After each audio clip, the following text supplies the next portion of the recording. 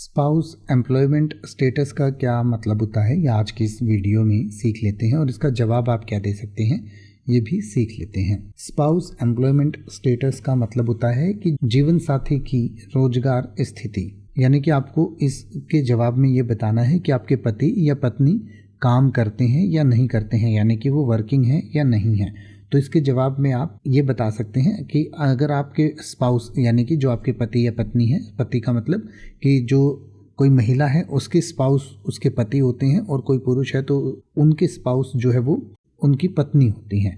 तो spouse employment status में आपको लिखना है कि आपके जीवन साथी काम करते हैं या नहीं करते हैं। तो अगर आपके जीवन साथी काम करते हैं यानी कि आपके पति या पत्नी वर्किंग है तो आप लिख सकते हैं वर्किंग, और अगर नहीं करते हैं तो नॉट वर्किंग लिख सकते हैं। या फिर अगर आपकी शादी ही नहीं हुई है तो आप NA लिख सकते हैं। NA का मतलब होता है नॉट एप्लीकेबल, या फिर आप पूरा नॉट एप्लीकेबल भी लिख सकते हैं।